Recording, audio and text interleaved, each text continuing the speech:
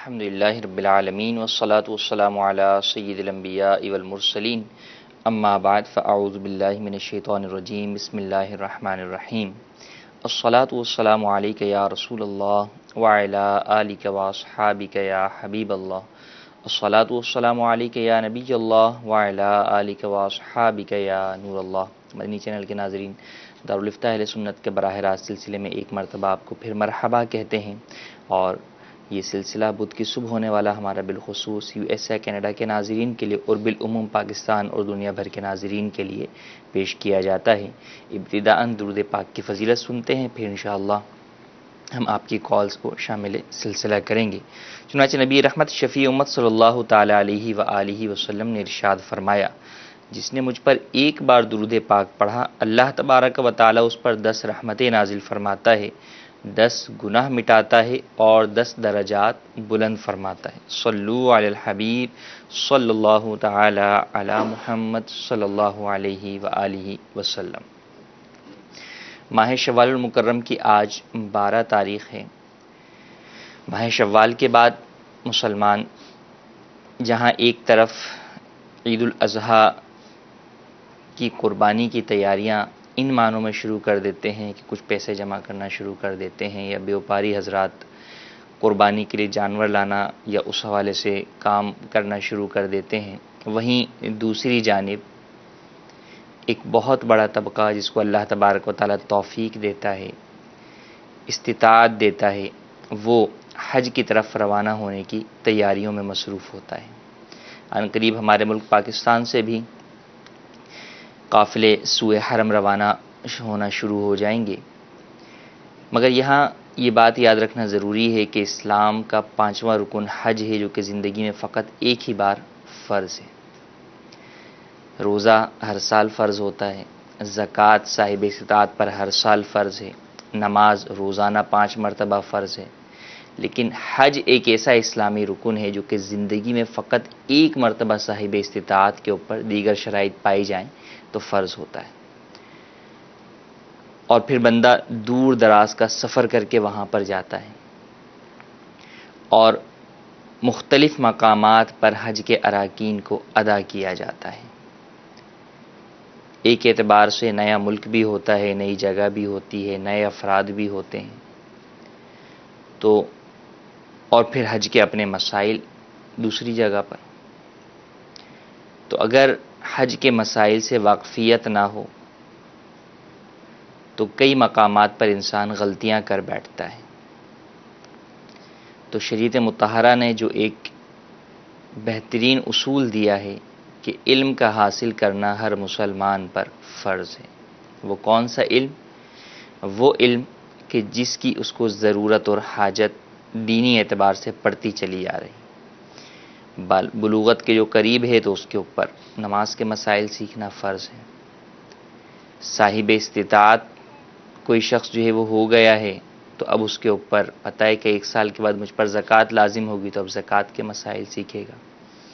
بالغ ہونے کے بعد پہلا رمضان جب قریب آنے لگا ہے تو اس کے اوپر روزے کے مسائل سیکھنا فرض ہے۔ تو یوں ہی جب شخص صاحب استطاعت ہو گیا، حج پر جا رہا ہے، یا نفلی حج کرنے جا رہا ہے، یا حج بدل کرنے جا رہا ہے، تو ان تمام ہی صورتوں میں اس کے اوپر یہاں پر اس وقت حج کے مسائل سیکھنا فرض ہے، تاکہ حج جیسی اہم ترین عبادت کو غلطیوں سے پاک ادا کر سکے، اور کما حقہ اس کی نورانیت سے بندہ مستفیض ہو سکے۔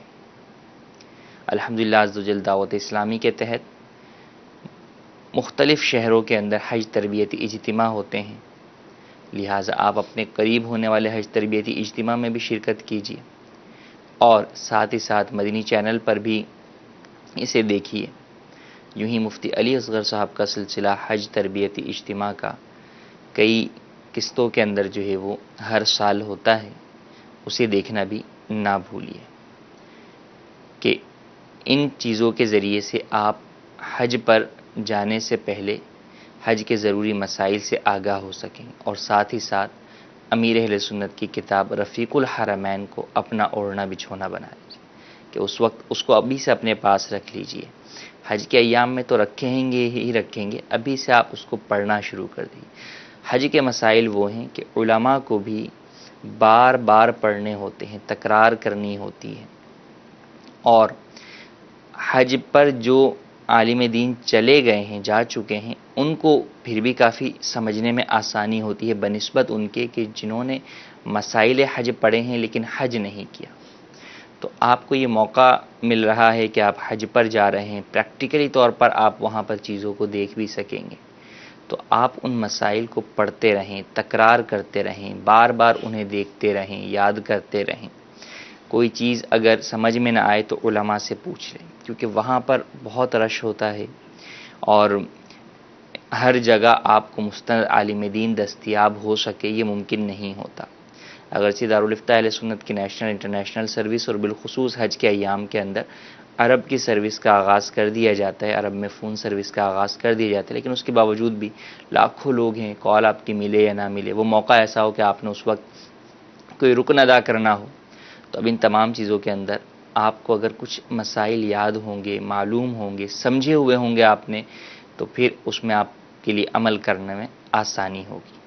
تو لہٰذا جس علم دین کا سیکھنا ایک مسلمان پر فرض ہے، تو حاجیوں کے لیے یہ وہ موقع ہے کہ ان پر حج کے مسائل سیکھنا فرض. پھر ایک ہے نارمل حج کرنا، حج بدل کرنے والوں کے لیے اپنے علیحدہ مسائل بعض خاص ہوتے ہیں، انہیں وہ مسائل سیکھنا بھی ضروری ہے کہ ایک تو یہ کسی دوسرے کی عبادت کی ادائیگی کے طور پر جا رہے ہیں، اس میں غلطی نہ ہو اصل حج کے اعتبار سے، اور جو بدل کے اعتبار سے جو مسائل متعلق ہیں ان کے اوپر بھی خاص طور پر نظر ہو.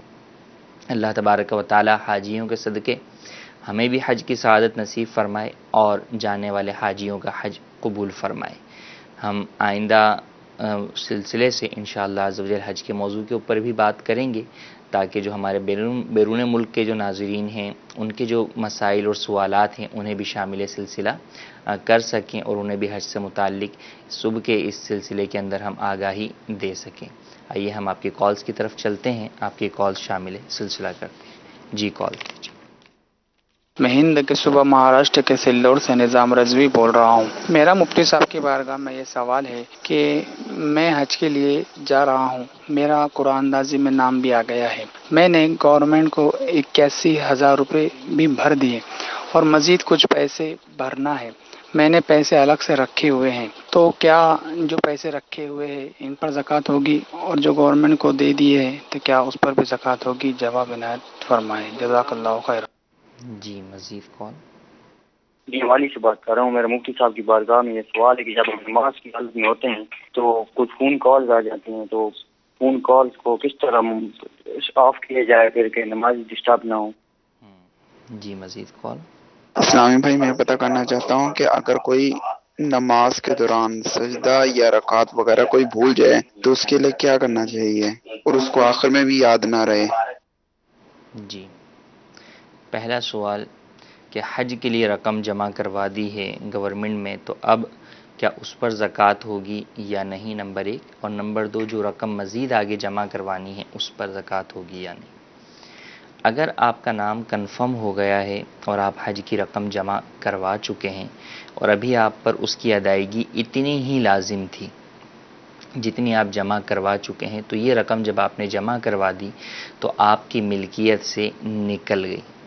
اب اس کے اوپر تو زکوٰۃ لازم نہیں ہوگی جبکہ آپ کا جو سال زکوٰۃ کا پورا ہو رہا ہے یہ رقم جمع کروانے کے بعد جو ہے وہ پورا ہوا ہو.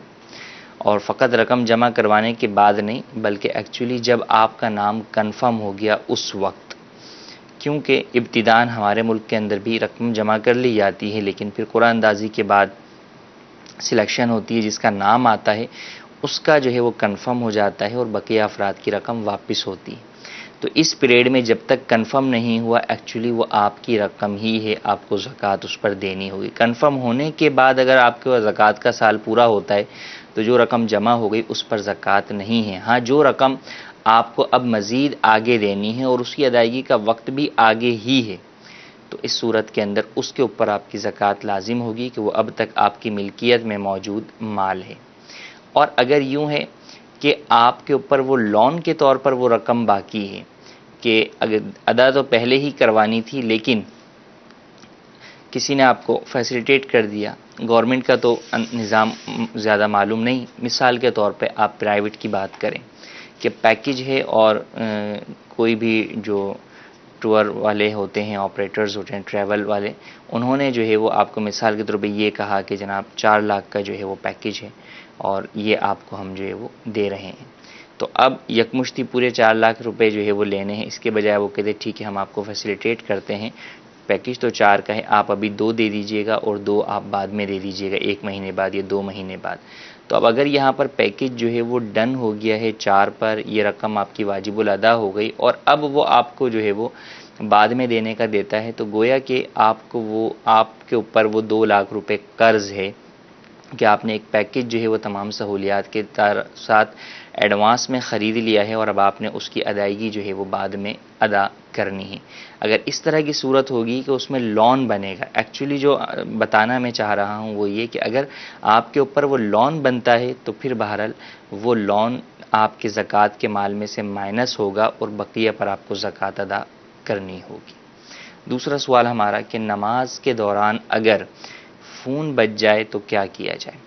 سب سے پہلی بات تو یہ ہے کہ اللہ تبارک و تعالیٰ کی بارگاہ میں جب بندہ حاضر ہو رہا ہے تو اسے دنیا سے تمام تعلقات ختم کر کے ہی رب کی بارگاہ میں کما حقہ حقیقی معنوں کے اندر دل دماغ کے ساتھ حاضر ہونا چاہیے، اور یہی در حقیقت خشوع و خضوع ہے. اور اگر دوران نماز موبائل فون بج جاتا ہے تو اولاً تو اس کو عمل قلیل کے ذریعے سے آپ بند کرنے کی کوشش کیجیے. عمل قلیل کی مثال کے طور پہ آپ کی جو ہے فرنٹ پاکٹ کے اندر موبائل رکھا ہوا ہے اور اینی کی آنسر کا آپشن اگر آپ کے موبائل پہ رکھا ہوا ہے اور آپ جو ہے وہ بٹن یوں کر کے کوئی بھی دبا دیتے ہیں جس سے وہ آواز بند ہو جاتی ہے، یہ عمل قلیل ہے، اس سے نماز نہیں ٹوٹے گی. یوں ہی کینسل کے بٹن سے ہی جو ہے وہ ختم ہونی ہے، لیکن آپ کو جو ہے وہ معلوم ہے کہ بھئی میں ادھر بٹن جو ہے وہ ہاتھ رکھ کے بند کروں گا تو بند ہو جائے گا، یوں بھی جو ہے وہ نماز عمل قلیل ہوا، آپ کی نماز فاسد نہیں ہوگی. لیکن اگر عمل کثیر آپ کرتے ہیں، مثال کے اوپر ٹچ موبائل ہے، اس کے اوپر آپ کا پیٹرن لاک بھی لگا ہوا ہے اور آپ وہ نکالتے ہیں، پیٹرن لاک ہٹاتے ہیں، پھر اسے جناب جو ہے وہ آپ آف کرتے ہیں یا اس کی جو ہے وہ ٹون کو بند کرتے ہیں، تو یہ یقیناً عمل کثیر ہی بظاہر نظر آتا ہے کہ عمل کثیر وہ کہ دور سے دیکھنے والا اسے نماز میں شمار نہ کرے. تو اب جو موبائل کے اندر اس طرح تمام چیزوں میں لگا ہوا ہوگا تو کوئی بھی شخص دور سے دیکھنے والا اسے نمازی شمار نہیں کرے گا. تو اگر عمل کثیر ہے تو نماز فاسد ہو جائے گی. اولاً عمل قلیل کے ذریعے بند کریں. اگر عمل قلیل کے ذریعے بند نہیں ہوتا اور وہ ٹون ایسی ہے کہ اس کی وجہ سے خود اس کی نماز میں بھی حرج واقع ہو رہا ہے اور دیگر مسلمانوں کی بھی نمازوں میں حرج واقع ہو رہا ہے، بہت تیز جو ہے یا بدقسمتی سے گانے کی کوئی ٹون لگی ہوئی ہے مسجد کے اندر وہ بچ رہی ہے، دیگر نمازیوں کی نماز میں بھی خلل واقع ہو رہا ہے، تو پھر اس صورت کے اندر نماز توڑنے کا بھی اسے اجازت ہے کہ نماز توڑ کر یہ بند کرے تاکہ اپنی نماز اور دوسروں کی نماز کے خشوع و خضوع کو قائم رکھا جا سکے. تیسرا سوال ہمارا کہ اگر کوئی شخص کسی نماز میں سجدہ یا رکعت بھول گیا تو کیا کرے. دیکھیں اگر سجدہ بھول گیا تو اب اگر اسے اگلی رکعت میں یاد آتا ہے تو اگلی رکعت کے اندر 2 سجدے تو اسی رکعت کے کر لے جو رکعت پڑھ رہا ہے، ایک سجدہ تو پیچھے بھولا ہوا ہے اس کا ادا کر لے. یوں ہی اگر آخر میں یاد آیا تو آخر کے اندر جو ہے وہ سجدہ ادا کر لے. اور اگر رکعت بھول گیا، اچھا یہ سجدہ ادا کرے گا لیکن بہرحال سجدہ سہو بھی کرنا ہوگا. رکعت بھول گیا تو اب اگر اسے آخری رکعت کے اندر شک ہو رہا ہے کہ میری 3 ہوئی ہیں یا 4 ہوئی ہیں، تو فرمایا کہ اگر یہ پہلی مرتبہ اس کو شک واقع ہوا اور ظن غالب نہیں ہو رہا اس کو کہ یہ 3 ہیں یا 4 ہیں، تو پھر یہ نماز توڑ کر نئے سرے سے پڑھے. اور اگر ظن غالب ہوتا ہے تو ظن غالب کے مطابق عمل کرے کہ اگر 3 پر ظن غالب ہوتا ہے تو اس رکعت کو تیسری شمار کرے اور ساتھ میں ایک اور ملا لے اور آخر میں سجدہ سہو کر لے. اور اگر اس کے ساتھ یہ معاملہ اکثر پیش آتا رہتا ہے کہ یہ شک میں مبتلا رہتا ہے کہ یہ تیسری ہے یا چوتھی ہے، تو پھر یہ یوں کرے کہ اس رکعت کو کم والی سائیڈ اختیار کرے. اور چوتھی میں شک ہے تو تیسری رکعت شمار کرے اور ایک رکعت اور پڑھ لے. دوسری اور تیسری میں شک ہے تو دوسری شمار کرے اور ایک رکعت اور پڑھ لے اور آخر میں سجدہ سہو بھی کرے، تو یوں اس کی نماز ادا ہو جائے گی. جی مزید کون سا؟ مفتی صاحب کی بارگاہ میں سوال عرض یہ ہے کہ کچھ لوگوں کے پاس اتنا مال ہوتا ہے کہ وہ پرائیویٹ میں زیادہ وہ دے کر حج کر سکتے ہیں اسی سال، لیکن پھر بھی وہ جو سرکار کی طرف سے کم کرایے میں ہوتا ہے اس میں 3-4 سال تک فارم بھرتے ہیں اور اپنی حج میں تاخیر کرتے ہیں، تو کیا ایسا کرنا جائز ہے؟ برائے کرم ارشاد فرما دیجیے۔ جی مزید کال۔ میرا نام حافظ محسن علی ہے۔ میرا مفتی صاحب سے ایک سوال ہے کہ جو بیرون ملک شراب کی کمائی کرتے ہیں، کیا اس کمائی سے حج کرنا جائز ہے یا ناجائز ہے؟ کیا ان پیسوں پہ حج قبول ہو جائے گا؟ اور اس کمائی سے اگر مسجد میں دیے جائیں یا اس کمائی سے امام کو تنخواہ دی جائے، کیا یہ بھی لینا جائز ہے یا ناجائز ہے؟ جی مزید کال۔ میں ہند کے شہر گجرات سورت سے ظفر اشرف عرض کر رہا ہوں۔ میرا سوال ہے، اگر کوئی شوہر اپنے بیوی بچوں کو ناحق پریشان کرتا ہو، ان کی ضروریات کی چیزیں بھی انہیں مہیا نہ کرتا ہو، اب اس صورت میں اگر بیوی اپنے بچوں کے لیے اور خود کی ضروریات کی چیزوں کے لیے اپنے شوہر کی جیب سے بغیر اجازت کے پیسے نکالے تو کیا یہ جائز ہے؟ اگر وہ بنا پوچھے اپنے شوہر کے جیب سے پیسے نکالے تو کیا وہ گنہگار ہوں گی؟ برائے کرم رہنمائی فرمائیں۔ جی، پہلا سوال بہت امپورٹنٹ ہے ہمارے ہاں۔ اگر آپ اس چیز کی طرف غور کریں کہ واقعی ایسا ہے کہ لوگ یہ چاہتے ہیں کہ کم پیسوں کے اندر حج ہو جائے، اور اگر نہیں گورنمنٹ کے اس اسکیم میں نام آتا تو وہ اگلے سال، آئندہ سال مزید وہ کہتے ہیں کہ جناب ہم نے تو کوشش کی تھی لیکن نام نہیں نکلا، ہم کیا کریں، مجبور ہیں، اللہ تبارک و تعالیٰ ہماری نیتوں کو دیکھ رہا ہے۔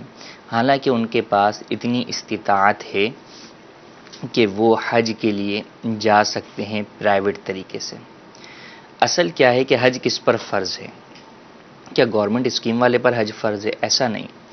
حج فرض ہے وَلِلَّهِ عَلَى النَّاسِ حِجُّ الْبَيْتِ مَنِ اسْتَطَاعَ إِلَيْهِ سَبِيلًا، کہ جس کو حج بیت اللہ کی طرف جانے کی استطاعت ہے اس کے اوپر حج فرض ہے۔ اب وہ استطاعت چاہے اس شخص کو گورنمنٹ پیکج کے اعتبار سے ہو جائے، یا وہ استطاعت اسے پرائیویٹ کے اعتبار سے ہو جائے، یا استطاعت اسے بزنس پیکج کے اعتبار سے ہو جائے، یا استطاعت اسے چارٹرڈ جو ہے وہ پلان کے ذریعے سے ہو جائے، الغرض جس ذریعے سے اسے استطاعت حاصل ہوگی اس پر حج فرض ہوگا۔ اگر کسی شخص کے پاس اتنا مال و دولت ہے کہ جناب وہ اپنا پلان جو ہے وہ چارٹرڈ کروا کر جا سکتا ہے، اور اس کے علاوہ دیگر جو ذرائع ہیں وہ دستیاب نہیں ہیں، لیکن یہ وہ کروا کے جا سکتا ہے، تو اب اس کے اوپر اسی طور پر جانا جو ہے وہ اس کے اوپر حج بہرحال اس وجہ سے بھی فرض ہو جائے گا کہ وہ صاحب استطاعت شمار ہوگا۔ تو لہٰذا اگر گورنمنٹ پیکج کے اندر نام نہیں آیا لیکن اس شخص کے پاس اتنی مالی استطاعت ہے کہ یہ پرائیویٹ پیکج سے جا سکتا ہے، تو اس کے اوپر حج فرض ہے، اس کے اوپر لازم ہے کہ پرائیویٹ پیکج سے جانے کی کوشش کرے۔ اگر پرائیویٹ نارمل پیکج میں جو ہے وہ نہیں بن رہا لیکن بہرحال یہ صاحب استطاعت ہے، یہ بزنس پیکج جو ہے وہ لے کر جا سکتا ہے، تو اب بھی اس کے اوپر حج فرض ہے۔ لہٰذا یہ اس کے لیے کوشش کرے اور حج کے اوپر جائے کہ حج میں تاخیر نہ کرے، کہ حدیث میں فرمایا کہ اس کے اوپر جو ہے وہ حج فرض ہو اور وہ حج نہ کرے تو چاہے وہ یہودی ہو کر مرے یا نصرانی ہو کر مرے، تو کتنی سخت وعید ہے۔ تو ہمیں یہ دیکھنا چاہیے کہ نبی کریم صلی اللہ تعالیٰ علیہ وآلہ وسلم نے کس قدر سخت وعید ارشاد فرمائی، تو کہیں ایسا نہ ہو، کیا پتا کہ اگلے حج سے پہلے میں زندہ رہوں یا نہ رہوں، اور اگر وقت موت آ گیا اور میں نے جان بوجھ کر بلا عذر جو ہے وہ حج فرض کو ترک کیا ہے، تو کہیں ایسا نہ ہو کہ حضور کی وعید کا مستحق میں بن جاؤں اور ایمان کی دولت ہی چھن جائے۔ تو کیا دنیا کی دولت ایمان کی دولت سے بڑھ کر ہے جس کو بچانے کے لیے میں اپنی ایمان کی دولت کو داؤ پر لگا رہا ہوں؟ ہرگز ایسا نہیں ہے۔ ایک مسلمان کے لیے سب سے بڑھ کر نعمت ایمان کی دولت ہے۔ تو لہٰذا فقط گورنمنٹ پیکج پر ہی اکتفا نہ کریں، اگر آپ کے پاس استطاعت ہے تو بالکل آپ پرائیویٹ ذریعے سے بھی جائیں اور جانے کی کوشش کریں کہ استطاعت ہے تو آپ پر حج بہرحال فرض ہے۔ دوسرا سوال یہ بھی بہت اہم ہے کہ اللہ تبارک و تعالی پاک ہے اور پاک مال کو قبول فرماتا ہے۔ ان اللہ طیب لا یقبل الا طیبا، کہ اللہ پاک ہے اور پاک مال کو قبول فرماتا ہے، اور حج کیا کوئی بھی نیکی حرام مال سے قبول نہیں ہوتی، صدقہ بھی حرام مال کا قبول نہیں ہوتا، تو لہٰذا اور حج تو بالکل بھی قبول نہیں ہوتا، تو مال حرام سے حج پر جانا یہ ہرگز جائز نہیں ہے، بلکہ فرمایا کہ جو مال حرام سے حج کے لیے جاتا ہے، جب وہ لبیک کہتا ہے تو غیب سے اس کو جواب ملتا ہے لا لبیک، تیری حاضری قبول نہیں۔ تو جب بھی جائیں پاک مال کے ساتھ جائیں، اسی لیے تو مسلمان کو یہ درس دیا گیا کہ وہ کمائے ہی پاک، کسب ہی حلال کا کرے، تاکہ اس کو کوئی بھی، کیونکہ مسلمان کے تو ہر کام جو ہے وہ عبادت کے اندر آ جاتا ہے اچھی نیتوں کے ساتھ، اور اس کے علاوہ بہت ساری چیزیں ہیں جن میں وہ مال خرچ کرتا ہے، وہ عبادت کے کام ہیں۔ تو مسلمان کو تو حرام کمانے کی اجازت ہی نہیں ہے، حلال کھائے کمائے تاکہ آگے سب جگہوں کے اوپر حلال کا معاملہ ہی ہو، اس کی تمام عبادات کا تعلق اس حلال کے ساتھ ہی ہے، تو وہ عبادات بھی قبول ہوں۔ تو لہٰذا حرام مال سے نہ مسجد میں صدقہ دے سکتے ہیں، نہ زکوٰۃ دے سکتے ہیں، نہ صدقہ دے سکتے ہیں۔ اچھا کیوں؟ اس لیے کہ ایک تو وہ پاک نہیں، دوسرا یہ کہ حرام مال تو جس کا ہے اسے دینے کا حکم ہے، اس میں سے آپ صدقہ دے کے کس کو راضی کر رہے ہیں؟ مال میرا نکلتا ہے، آپ مجھے نہ دیں اور آپ میرے دوست کو جو ہے وہ جا کر دیتے رہیں، تو میں تو یہی کہوں گا نا کہ بھائی میرا مال نکلتا ہے مجھے واپس کریں، آپ مجھے دے نہیں رہے، اس میں سے کچھ پرسنٹیج اٹھا کے آپ میرے دوست کو دے رہے ہیں، تو اس سے میں خوش تھوڑی ہوں گا۔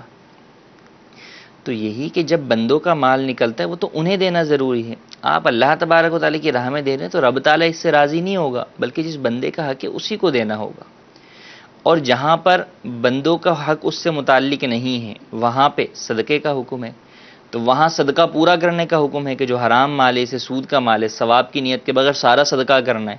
اب اگر کوئی شخص اس میں سے جو ہے وہ 2.5% زکوٰۃ کے طور پہ نکالتا ہے تو وہ کون سا احسان کر رہا ہے؟ اس پر تو لازم تھا کہ سارا صدقہ کرے، وہ تو 2.5% ادا کر رہا ہے، تو وہ تو الٹا گناہگار ہو رہا ہے۔ تو لہٰذا حرام مال کے جو احکامات ہیں ان کے اوپر عمل کر کے اپنے آپ کو انسان بری الذمہ کرے، اللہ عز و جل کی بارگاہ میں سچی توبہ بھی کرے اور اس حرام کاروبار سے بھی باز آئے۔ بیرون ملک میں رہنے والے کئی لوگ اس برے کام میں مبتلا ہیں کہ وہ شراب بیچتے ہیں، کہتے ہیں جناب ہم تو غیر مسلموں کو بیچتے ہیں۔ غیر مسلموں کو بھی شراب بیچنا جائز نہیں ہے، کہ شراب جو ہے وہ مال نہیں ہے، شریعت مطہرہ کے اندر یہ مال نہیں ہے، لہٰذا اس کی خرید و فروخت جائز مسلمان کے لیے نہیں ہے، اگرچہ وہ غیر مسلم کو بیچ رہا ہو۔ اچھا بعض لوگ پھر اس وجہ سے بیچتے ہیں کہ جناب ہم شراب کی شاپ نہیں چلا رہے، ایکچولی ہم گروسری کی شاپ چلا رہے ہیں، لیکن اس میں یہ رکھنا ضروری ہے ورنہ گاہک نہیں آتے۔ یہ بھی عذر شرعاً قابل قبول نہیں ہے آپ کے لیے، بہرحال وہ ناپاک نجس چیز خریدنا بیچنا ہرگز جائز نہیں، بلکہ اٹھانا بھی جائز نہیں۔ جو لوگ اس طرح کی جگہوں پر کام کرتے ہیں ان کے ذمے ہیں کہ جناب وہ اسے اٹھاتے ہیں، تو ان کے لیے اٹھانا بھی جائز نہیں، کہ حدیث پاک کے اندر شراب سے متعلق 10 افراد پر لعنت کی گئی، اس کے اندر بیچنے والا، خریدنے والا، اٹھانے والا، جس کے لیے اٹھائی گئی، ان تمام کے اوپر جو ہے وہ لعنت کی گئی۔ تو لہٰذا اس چیز سے بچنا ضروری ہے، اور حرام مال سے ہرگز نہ حج قبول ہوگا، نہ کوئی صدقہ، نہ ہی کوئی نفل قبول ہوگا۔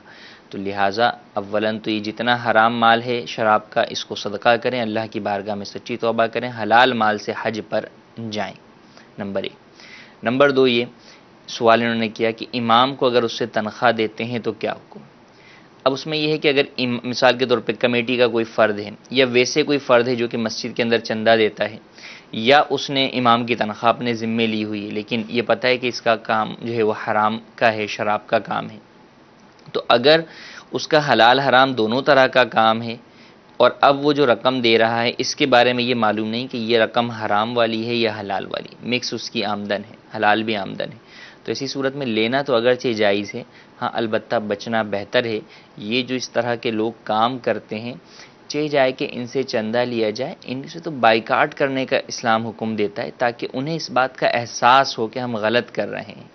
تو لہٰذا ایسوں کو سمجھایا جائے، بتایا جائے کہ دیکھیں آپ تو یہ چیز جو ہے وہ غلط کر رہے ہیں، آپ اس چیز سے باز آئیں، ورنہ کم از کم اس بات کا تو ضرور ذہن دیا جائے کہ دیکھیں صدقہ اللہ تبارک و تعالی پاک مال سے ہی قبول کرتا ہے، ناپاک مال سے قبول نہیں کرتا، لہٰذا اگر آپ نے صدقہ کرنا ہے تو آپ پاک مال سے ہی صدقہ کریں۔ ہاں اگر وہ پاک مال سے صدقہ دیتا ہے یا امام کی تنخواہ دیتا ہے تو ٹھیک ہے، اس کے لینے میں کوئی حرج نہیں ہے۔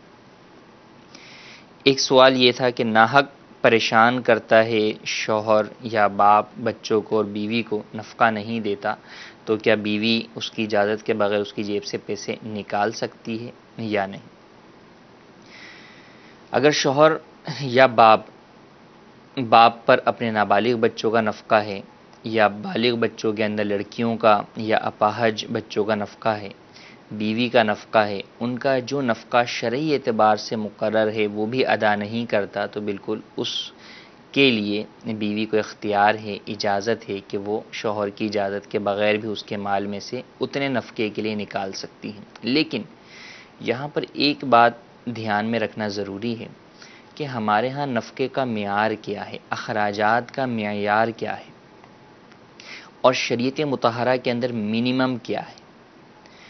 اس کے اندر بہت زیادہ جو ہے وہ لوگوں کے درمیان غلط فہمیاں ہیں۔ ہم اپنے اعتبار سے اپنا معیار بنا کے رکھتے ہیں کہ نہیں جناب، ہمارا جو بچوں کا ابو ہے وہ شوہر ہے وہ جو ہے وہ بچوں کو لے کر پارک جائے، لہٰذا ہم پارک کے بھی پیسے اس کی جیب سے نکال لیں گے۔ وہ ہمیں آئس کریم کھلائے تو ہم آئس کریم کے پیسے بھی جیب سے نکال لیں گے۔ وہ ہمیں کھلونے دلائے تو ہو سکتا ہے کہ بیوی جو ہے وہ بچوں کے لیے کھلونے کے پیسے بھی جیب سے نکال لے، اور اس طرح کی کئی چیزیں۔ کیا یہ چیزیں اس نان نفقے میں آتی ہیں جو شوہر پر لازم ہیں، جو باپ پر لازم ہیں؟ ایسا نہیں ہے کہ تمام چیزیں ان لازمی نان نفقے میں آئیں۔ تو اگر اس طرح کی چیزوں کے لیے نکالتی ہیں تو اجازت نہیں ہے۔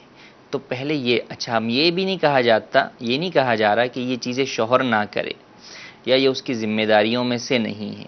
بہت ساری چیزیں شرعاً نہیں تو اخلاقاً لازم ہوتی ہیں، اخلاقاً نہیں تو مروتاً لازم ہوتی ہیں، اور وہ دو طرفہ ہوتی ہیں کہ کچھ چیزیں بچے باپ کے ساتھ اس طرح کی کر رہے ہوتے ہیں، باپ بچوں کے ساتھ کر رہے ہوتے ہیں، بیوی شوہر کے ساتھ کر رہی ہوتی ہے، شوہر بیوی کے ساتھ کر رہا ہوتا ہے۔ اگر فقط شرعی اعتبار سے آپ بات کریں کہ جناب کتنا ہے، کیا چیز ہے، تو اس چیز میں ہو سکتا ہے دونوں افراد جو ہے وہ ڈیفرنٹ اوپینین کی طرف چلے جائیں گے اور پھر معاملہ بن نہیں سکے گا۔ اس کی آسان سی مثال یہ کہ جیسے ستر ہے، انسان کے جسم پہ جو لباس ہے وہ ضروری کتنا ہے، تو مرد کے لیے ناف سے لے کے گھٹنے تک کا حصہ ہے، لیکن کیا فقط آپ کو دنیا میں اتنے ہی حصے کا پہنا ہوا کوئی فرد جو ہے وہ لباس دکھائی دیتا ہے؟ نہیں، اس کے علاوہ بھی پہنتے ہیں، پورا بدن چھپا ہوا ہوتا ہے۔ تو اب کوئی کہے کہ نہیں لازم تو اتنا ہی ہے، میں اتنا ہی پہنوں گا، تو ایسا نہیں ہوتا کہ وہ اس سے زیادہ بھی پہنتا ہے۔ اخلاق، مروت، دیگر تمام چیزوں کے تقاضے اپنی جگہ پر موجود ہوتے ہیں۔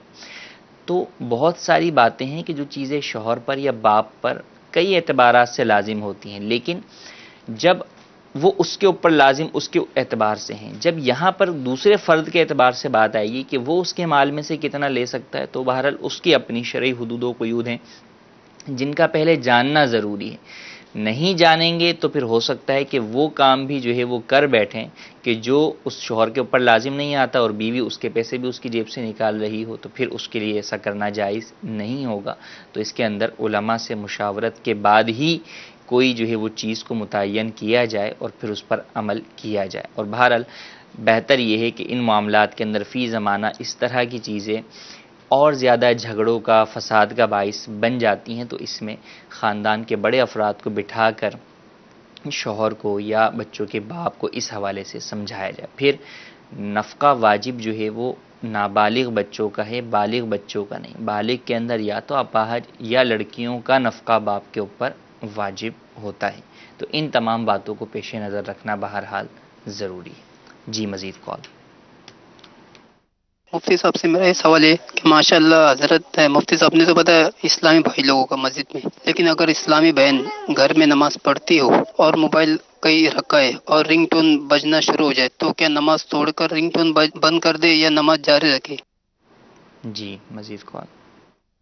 میرا نام غلام نبی اختاری، میں مڈ بستی پنڈھرپور ہند مہاراشٹر سے بول رہا ہوں۔ میرا یہ سوال ہے کہ ایک اسلامی بھائی ہے جو 92 کلومیٹر سے زائد دوری پر جاب کرتا ہے یا کام کرتا ہے، وہ تقریباً 6 سے 7 دن وہاں رکتا ہے اور پھر ایک دن گھر آتا ہے، اور پھر ایک دن یا 2 دن رکنے کے بعد پھر وہیں پر جو ہے 6-7 دن کے لیے چلا جاتا ہے۔ تو ایسی حالت میں کیا وہ جو ہے وہاں پر قصر ہی نماز پڑھے گا؟ کیونکہ ہمیشہ وہیں رہتا ہے، سالوں سال ہو گئے وہیں پر جاتا آتا ہے، لیکن 6-7 دن وہیں رہتا ہے اور پھر 2 دن کے لیے گھر آ جاتا ہے یا 1 دن کے لیے گھر آ جاتا ہے۔ تو اس صورت میں کیا حکم ہے؟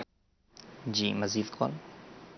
مفتی صاحب سے ایک سوال کی فرمائش کرنی تھی. کیا عصر کے بعد لوگ کہتے ہیں کہ جھاڑو نہیں دے سکتے، کیا گھر میں یا دکان میں عصر کے بعد جھاڑو دے سکتے ہیں یا رات کے وقت؟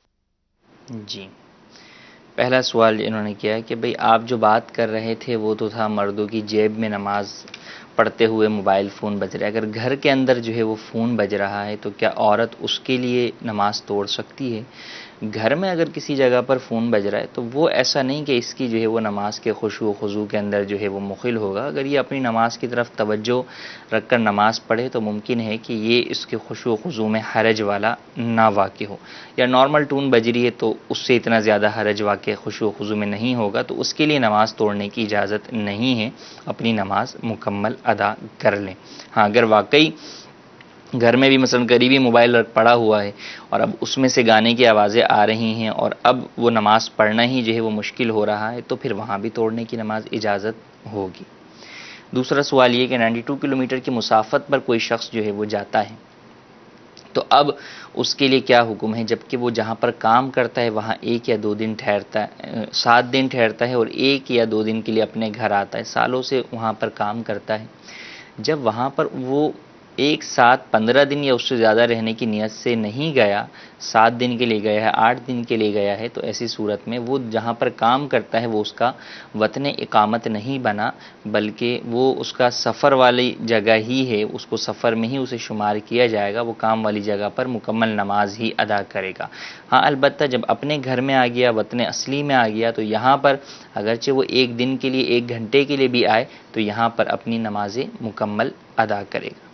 تیسرا سوال یہ کہ جھاڑو لگانا عصر کے بعد یا رات میں تو شرعی اعتبار سے جائز ہے، اس میں حرج نہیں ہے. البتہ بعض چیزوں میں جو ہے وہ تنگ دستی کے اسباب میں جو ہے وہ لکھا ہوتا ہے، تو اس کے لیے امیر اہل سنت کا رسالہ تنگ دستی کے اسباب کا مطالعہ کر لیجیے. جی مزید کو میرا سوال یہ ہے، جو بندہ دوسرے بندے کو عمرہ یا حج کراتا ہے، جس کو کراتا ہے اس کے اوپر قرض ہے، کیا وہ اس صورت میں وہ عمرہ یا حج کر سکتا ہے، یا اس پر فرض ہے کہ وہ قرضہ دیا ہے تو وہ حج یا عمرہ کرے؟ جی یہ سوال ہم شامل کرتے ہیں، پھر کچھ میسیجز کی طرف بھی چلتے ہیں. ایک ہے حج بدل کروانا، کہ اپنی طرف سے یا اپنے کسی مرحوم کی طرف سے آپ حج بدل کے لیے بھیجتے ہیں. اس میں تو کوئی حرج نہیں، سامنے والا مقروض بھی ہے جب بھی، کیونکہ وہ اپنا حج ادا کرنے نہیں جا رہا، کسی اور کا حج ادا کرنے جا رہا ہے. نمبر 1. نمبر 2 یہ کہ اسی کو حج پر بھیج رہے ہیں، اس کو اس کے حج کے لیے بھیج رہے ہیں کہ ٹھیک ہے آپ یہ پیسے لے کے جاؤ، اپنا حج کر لو. تو اس صورت کے اندر بھی عمومی طور پہ مالک نہیں بنایا جاتا، یعنی ان پیسوں کا اسے دیا نہیں جاتا کہ یہ پیسے تمہاری ملک ہیں، تم جو دل چاہے کرو، بلکہ یا تو اسے پیکج لے کر دے دیا جاتا ہے، یا اس سے پوچھ کر پیکج کے پیسے جمع کروا دیے جاتے ہیں، یا ٹکٹ جو ہے وہ حج کا لے کر دے دیا جاتا ہے. تو جب اسے مالک نہیں بنایا گیا، وہ اتنے مال کا مالک ہی نہیں ہوا، تو ایسی صورت کے اندر وہ حج پر جا سکتا ہے کہ اپنے مال سے نہیں جا رہا، وہ کسی اور کے مال سے جا رہا ہے. ہاں البتہ سفر کے آداب میں سے اور خاص طور پر حج کے سفر کے آداب میں سے علماء نے یہ بیان کیا ہے کہ مقروض سے جو ہے وہ اجازت لے لے. تو یہ بہتر ہے کہ مقروض سے اجازت لے لے، اور یقیناً اس کے اوپر کسی کو اعتراض بھی نہیں ہوگا. مقروض اجازت لے لے قرض دار سے، قرض خاص ہے تو اس سے اجازت لے لے کہ بھئی مجھے کوئی حج پر بھیج رہا ہے تو لہٰذا میں حج پہ جا رہا ہوں، واپسی آ کر آپ کے جو ہے وہ پیسے میں ادا کروں گا، اور اگر خدا نہ خواستہ جو ہے وہ انتقال ہو گیا تو ٹھیک ہے، میرے یہ ورثاء ہیں، یہ میں جو ہے وہ میرا قرضہ ادا کریں گے. یوں ہی ورثاء کو لکھوا دے کہ فلاں فلاں افراد کو میرا اتنا اتنا قرضہ جو ہے وہ ادا کرنا ہے. تو ان باتوں کا خیال رکھے، باقی وہ حج پر جا سکتا ہے. ایک سوال ہمارا پاس میسیج کے اندر یہ ہے کہ کیا اسلامی بہنیں جاب کر سکتی ہیں؟ اسلامی بہن کے لیے بہتر تو یہی ہے کہ گھریلو کسب اختیار کرے، کوئی ایسا کسب اختیار کرے جو گھر میں بیٹھ کر ہی جو ہے وہ ہو سکتا ہو. ہاں ضرورتاً وہ باہر کی نوکری بھی اختیار کر سکتی ہے، جبکہ شرعی اعتبار سے عورت کی جاب کی جو شرائط ہیں وہ پائی جائیں. وہ شرائط 5 ہیں، امام اہل سنت نے اپنے فتاوی میں ذکر فرمائی ہیں. نمبر 1 یہ کہ عورت کے باہر آنے جانے میں فتنے کا اندیشہ نہ ہو. نمبر 2 یہ کہ لباس وہ اتنا باریک نہ پہنے کہ بدن کی رنگت نظر آئے. نمبر 3 یہ کہ لباس اتنا ٹائٹ نہ ہو کہ بدن کی ہیپ باڈی شیپ جو ہے وہ حیت ظاہر ہو، اور نمبر 4 یہ کہ لمحے بھر کے لیے آنے جانے میں یا وہاں کام کرنے میں غیر محرم کے ساتھ خلوت نہ ہو، اور نمبر 5 یہ کہ جو کام کرنے جا رہی ہے وہ کام بھی جائز ہو۔ تو اگر یہ تمام شرائط پائی جائیں تو اس صورت کے اندر اس کے لیے جاب کرنے کی اجازت ہے پردے کی تمام رعایتوں کے ساتھ۔ ایک سوال یہ ہے کہ کیا مسجد کے پیسوں سے مسجد کے امام کو سیلری دینا درست ہے؟ جی ہاں درست ہے، مسجد کے پیسوں میں سے ہی سیلری دی جاتی ہے۔ جو لوگ مسجد کو چندہ دیتے ہیں تو وہ انہیں یہ بات معلوم ہے کہ ان پیسوں سے جہاں مسجد کے دیگر اخراجات ہوتے ہیں وہیں انہی پیسوں سے مسجد کے امام، مؤذن، خادم وغیرہ کو سیلری بھی دی جاتی ہے، تو اس میں کوئی حرج نہیں ہے۔ کسی کو حج کی رقم دیں، اس نے بیٹی کی شادی میں خرچ کر دی، مسئلہ بتا دیں۔